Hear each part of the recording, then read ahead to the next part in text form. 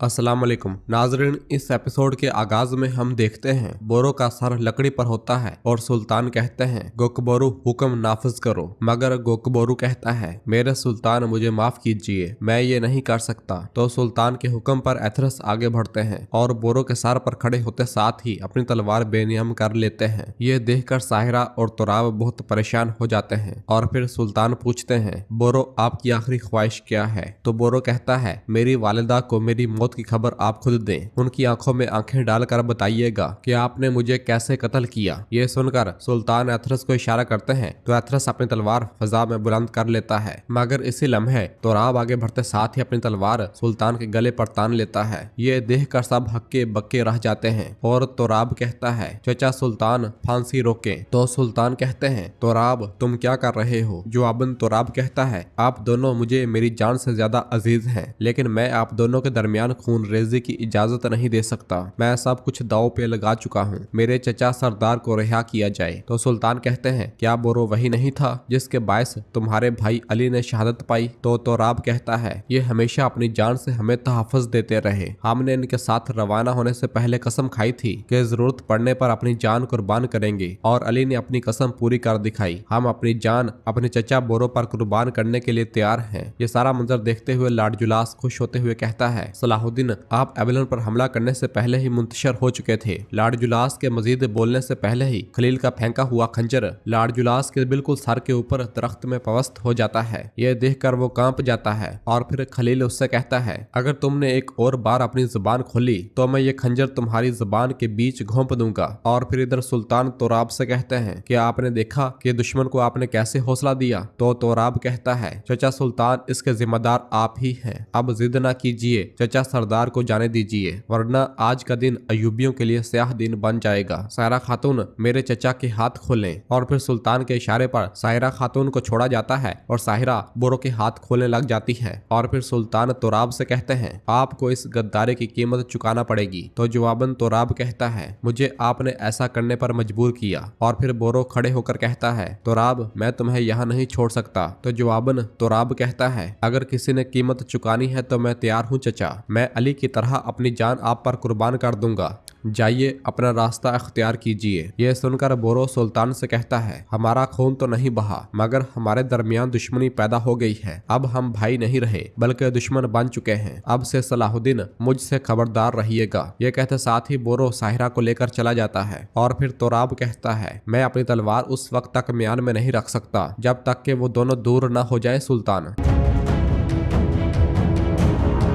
दूसरी जानब कुदस में मारिया खादमा से पूछती है क्या तुम्हें शहजादी सबीला और विलियम का रवैया अजीब नहीं लगा। तो खादमा कहती है बिल्कुल आप दुरुस्त कह रही हैं, मैं इन दिनों अक्सर उन दोनों को साथ देखती हूँ। शहजादी का रवैया अजीब है, वो खासी बेचैन लगती हैं। तो मारिया कहती है वो दोनों यकीनन लाडगाय के बारे में कुछ जानते हैं और ये बात हमारे लिए एक मौका हो सकती है। विलियम से नजर मत हटाना और मैं शहजादी की नीयत जांचूंगी। यह कहते साथ ही मारिया आगे बढ़ जाती है। और फिर इधर तोराब जैसे ही अपनी तलवार सुल्तान से पीछे करता है तो सिपाही उसे दबोच लेते हैं और सुल्तान एक जनाटेदार थप्पड़ उसे रसीद करते हैं। और फिर उससे कहते हैं अफसोस है तुम पर, अफसोस है, सिपाहियों ले जाओ इसे, मैं इसका चेहरा नहीं देखना चाहता। यह सुनते साथ ही सिपाही तोराब को लेकर चले जाते हैं। और फिर सुल्तान बोजोक से कहते हैं फौरन सिपाहियों के साथ निकलो और बोरो के पीछे जाओ, दोनों को गिरफ्तार करके मेरे सामने पेश करो। यह सुनते साथ ही बोजोक चला जाता है। दूसरी जानब कुदस में मारिया सबीला के पास आती है और कहती है मैंने यही बात बादशाह सलामत के सामने भी कही थी, मेरे ख्याल में हमें लाडगाय की हाल जल्द अज जल्द मालूम करनी चाहिए।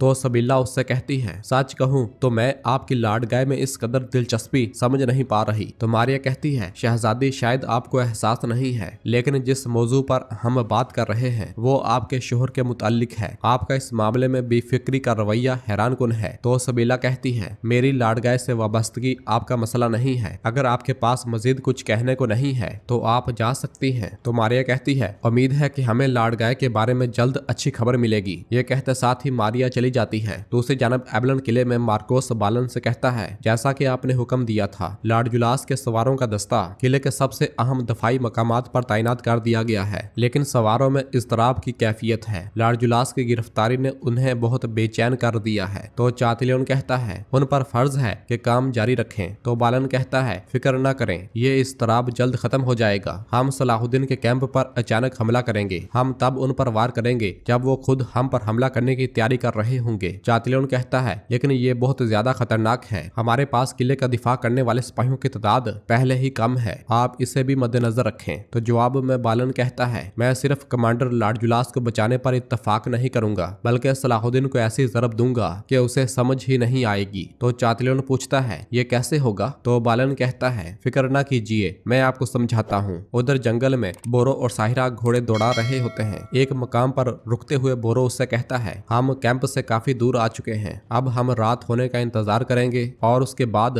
लॉर्ड जुलास को अगवा करेंगे। साहिरा, तुम कैंप के पास एक धमाका तरतीब दोगी और मैं इस मौके का फायदा उठाते हुए लॉर्ड जुलास को छुड़ाऊंगा। लॉर्ड जुलास ही हमारा एबलन में दाखिले का रास्ता है। ये कहते और सुनते साथ ही वो दोनों आगे बढ़ जाते हैं।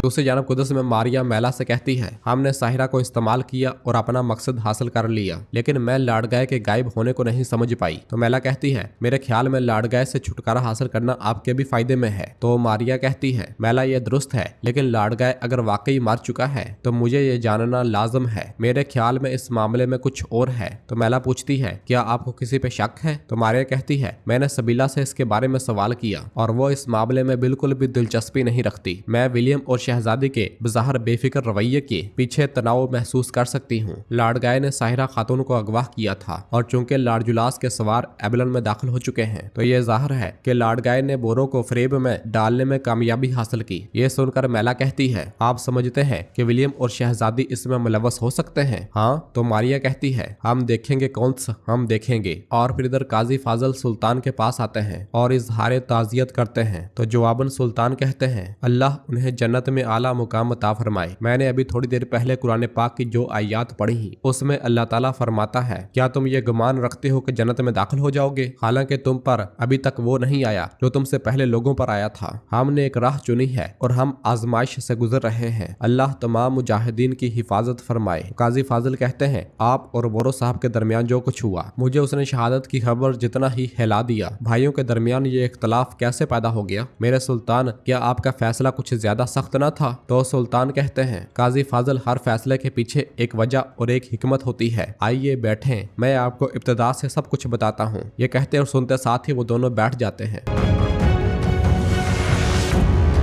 नाजरीन, फिर इसके बाद हम देखते हैं कि रात के वक्त लॉर्ड जुलास जिंदान में कैद होता है कि इसी लम्हे उसे एक जोरदार धमाके की आवाज सुनाई देती है। वो परेशान होते हुए कहता है, उम्मीद है कि तुम अपनी जान और एबलन को खतरे में नहीं डाल रहे हो बालन। मगर इसी लम्हे बोरो जिंदान में दाखिल होता है और हथौड़े के जरिए ताला तोड़ डालता है। ये देखकर लॉर्ड जुलास हैरानगी से कहता है, तुम क्या कर रहे हो? तो बोरो कहता है, चुप रहो चुप, मुहाफिजों के आने से पहले हमें कैंप छोड़ देना चाहिए। जो सवाल करना है बाद में करना, चलो। ये सुनते साथ ही लॉर्ड जुलास उसके पीछे निकल पड़ता है और फिर सुबह के वक्त खलील सुल्तान के पास आता है और कहता है, बोरो साहब ने लॉर्ड जुलास को फरार होने में मदद दी है। ये सुनने के बाद सुल्तान पुरसुकून दिखाई देते हैं। उधर एबलन में बालन मार्कोस और चातलियन से कहता है, हम जब सलाहुद्दीन के पड़ाव पर हमला करेंगे तो हमारा पहला हदफ लॉर्ड जुलास को बाजियाब करवाना होगा। मार्कोस, मेरी गैर मौजूदगी में किले की हिफाजत तुम्हारी जिम्मेदारी है, मामूली सी भी गलती नहीं होनी चाहिए। चातलियन कहता है, कौन तो बालन, अगर आप चाहें तो मैं यहीं रुककर आपकी गैर मौजूदगी में किले की हिफाजत संभाल सकता हूँ। मगर बालन कहता है, हम इस वक्त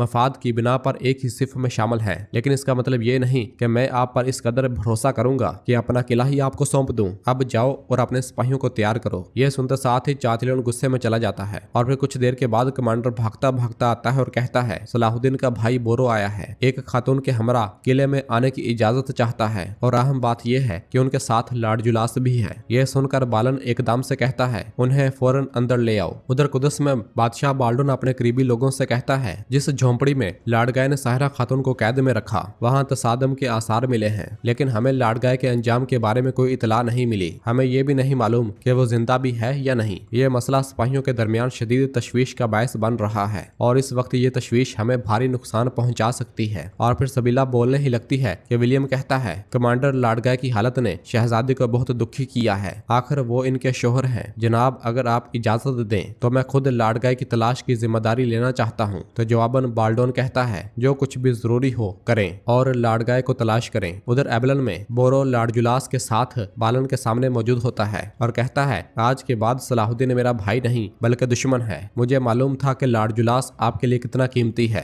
तो इसलिए मैंने इसे बचाया और आपके पास ले आया। और फिर लाडजुलास कहता है मैं बोरो साहब के कहे गए अल्फाज का चश्मदीद गवाह हूँ, मैंने सब कुछ अपनी आंखों से देखा है। और फिर बालन बोरो से कहता है मैं कई बार गवाह रहा हूँ कि आप और आपके भाई के दरमियान रफाकत कितनी ज्यादा मजबूत है, तो इसलिए इन वाकयात की रोशनी में। तो बोरो एकदम से कहता है मेरी बात वाज़ेह है कौंत बालन, सुल्तान सलाहुद्दीन ने मेरे वकार को सिपाहियों के सामने पामाल कर दिया और नाहक मुझे सजाए मौत सुनाई। और वो इस पर भी नहीं रुका बल्कि साहिरा खातून को भी सिर्फ मेरे साथ खड़े होने पर सजा दी। उन दोनों को देखते हुए बालन कहता है आप दोनों के दरमियान बहुत दुश्मनी थी। तो साहिरा कहती है हम यहाँ माजी के नहीं बल्कि मुस्तकबिल की बात करने आए हैं। सुल्तान सलाहुद्दीन से मेरी नाराजगी भी बोरो जितनी ही है। तो बालन कहता है मान लेते हैं कि आप जो कुछ कह रहे हैं वो सच है, तो फिर आप किसी मुसलमान अमीर की पनाह लेने की बजाय मेरे पास क्यों आए। तो जवाबन बोरो कहता है कि आप समझते हैं कि इस हालत में हमें कोई मुसलमान अमीर पनाह देगा। ऐसा लगता है कि आपको हमारे इलाकों के निजाम की अभी अच्छी तरह समझ नहीं है कौंत बालन। मैं उनमें से नहीं हूँ जो अपनी जान बचाने के लिए भागते हैं। मैं सलाहुद्दीन का सामना करके उसके तमाम कामों का हिसाब लूंगा